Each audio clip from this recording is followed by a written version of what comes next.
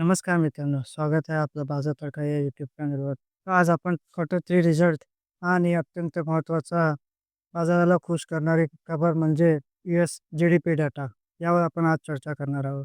चला मग सुरू करूया आजच्या पहिल्या टॉपिककडं म्हणजेच क्वार्टर 3 रिझल्टमध्ये आज इंडिगोचा डिसअपॉइंटिंग निकाल दिसण्यात आला आहे. तर इंडिगोचा कन्सोलिडेटेड फायनान्शियल रिझल्ट पाहिला तर टोटल इन्कम 31 डिसेंबर 2024 मध्ये 2,29,928 इतका असून यावर्षी 31 डिसेंबर 2025 मध्ये 2,45,406 इतका होत पण इयर ऑन इयर जंप दिसत आहे. पण टोटल एक्सपेन्स बघितला तर मागील वर्षी 2,04,757 इतका असून यावर्षी 2,24,319 इतका आहे. म्हणजेच खर्च जास्त वाढताना दिसत आहे. तसंच टोटल प्रॉफिट बघितला तर मागील वर्षी 24,488 इतका असून यावर्षी 5,491 दाखवत आहे. म्हणजे जवळपास 4 पटीने खाली डाऊन दिसत आहे. तर हे का दिसत आहे?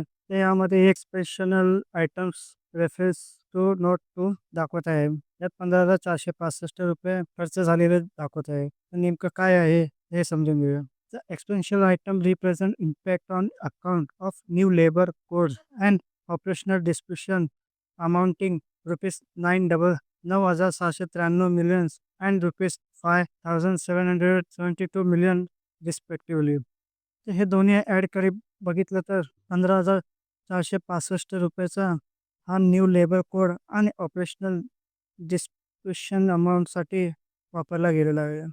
त्यामुळे इंडिगोचा या वर्षीचा क्वार्टरची रिझल्ट खराब आलेला आहे. तर सेकंड टॉपिक बघूया आपण. तर झी एंटरटेनमेंटचा क्वार्टर 3चा रिझल्ट बघितला तर टोटल इन्कम मागील वर्षी 31 डिसेंबर 2024 मध्ये 18,722 वरून यावर्षी 21,607 दिसत आहे. म्हणजे इयर ऑन इयर चांगलीच वाढ दिसत आहे. आणि क्वार्टरली बघितलं तर 18,692 वरून 21,607 क्वार्टरली ही चांगला परफॉर्मन्स दिसत आहे. तसंच त्याचा खर्च बघितला तर मागील वर्षी 16,237 वरून यावर्षी 19,984 म्हणजेच खर्चही जास्त वाढताना दिसत आहे आणि क्वार्टरलीही वाढलेला आहे. तसेच टोटल प्रॉफिट बघितलं तर एस-एस-जीचा टोटल प्रॉफिट बघितला तर मागील वर्षी 1,260 वरून यावर्षी 1,116 म्हणजे जवळपास नेट प्रॉफिट फारच खराब दिसत आहे आणि क्वार्टरली चांगला परफॉर्मन्स आहे, पण इयर ऑन इयर खराब परफॉर्मन्स दिसत आहे. तर आता नेक्स्ट टॉपिककडे आपण बोलूया. ईमेल एनर्जीचा क्वार्टर 3 रिझल्ट. तर त्याचा कन्सोलिडेटेड फायनान्शियल रिझल्ट पाहिला तर टोटल इन्कम 31 डिसेंबर 2024 मध्ये 17,493 हून यावर्षी 31 डिसेंबर 2025 मध्ये 19,661 म्हणजेच इन्कम इयर ऑन इयर चांगला दिसत आहे. आणि क्वार्टरली पाहिला तर 19,213 वरून 19,661 म्हणजे जवळपास तोही थोडाफार चांगलाही दिसत आहे. तसंच त्याचा खर्च पाहिला तर मागील वर्षी 13,985 वरून यावर्षी 14,608 म्हणजेच इयर ऑन इयर खर्च कमी दिसत आहे. थोडं जास्त आहे, पण ओके आहे.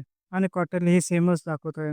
तसं टोटल नेट प्रॉफिट पाहिला तर मागील वर्षी 3,509 वरून यावर्षी ₹5,051 इतका नेट प्रॉफिट झालेला आहे. म्हणजे इयर ऑन इयर चांगलाच प्रॉफिट झालेला आहे. तसं क्वार्टरली पाहिले तर 4,772 वरून 5,051 म्हणजेच क्वार्टरलीही चांगला परफॉर्मन्स दिसत आहे. आता आपण नेक्स्ट टॉपिककडे वळूया. तर अदानी एनर्जी सोल्युशन लिमिटेड. तर अदानी एनर्जी सोल्युशन लिमिटेडचा कन्सोलिडेटेड फायनान्शियल रिझल्ट पाहिला तर टोटल इन्कम मागील वर्षी 31 डिसेंबर 2025 मध्ये 6,000 इतका असून यावर्षी 31 डिसेंबर 2025 मध्ये 6,944 इतका दाखवत आहे. म्हणजेच इन्कम चांगला दाखवत आहे. आणि क्वार्टरली पाहिलं तर 6,767 वरून 6,944 म्हणजे क्वार्टरलीही थोडाफार चांगला आहे. तसंच त्याचा खर्च पाहिला तर मागील वर्षी 4,976 वरून यावर्षी 5,803 आणि त्याचा नेट प्रॉफिट पाहिला तर मागील वर्षी 559 होता, तो यावर्षी ₹801 इतका झाला आहे. म्हणजे इयर ऑन इयर चांगली जंप आहे. आणि क्वार्टरली पाहिलं तर 745 वरून 745 कोटीवरून यावर्षी 801 म्हणजे क्वार्टरलीही चांगला परफॉर्मन्स आहे. आता नेक्स्ट टॉपिक इन्व्हेस्टरसाठी खास महत्त्वाचा आणि IESचा जी-डी-पीचा डाटा समोर आला आहे. तर IESने जी-डी-पीने फोरकास्ट केला होता 4.3% आणि ॲक्चुअल आला आहे 4.4%. म्हणजे जी-डी-पी चांगला आहे परफॉर्मन्स. जी-डी-पीमध्ये वाढ होणे म्हणजे जी-डी-पीचा डाटा चांगला दर्शवतो. तसेच मागील महिन्यात क्वार्टर 3 मध्ये डिसेंबर 23मध्ये पाहिलं तर 3.3% वरून 4.3, म्हणजे लगातार 5 क्वार्टरमध्ये चांगला परफॉर्मन्स आहे. तर या बातमीचा डाव जोन्समध्ये जवळपास 0.77% आज ग्रोथ दिसत आहे. म्हणजे डाव जोन्समध्ये आज हिरवा निशाण दिसत आहे. तर आता उद्याच्या इंडियन मार्केटसाठी हा डाटा काय रिॲक्ट करतो ते पाहू. धन्यवाद.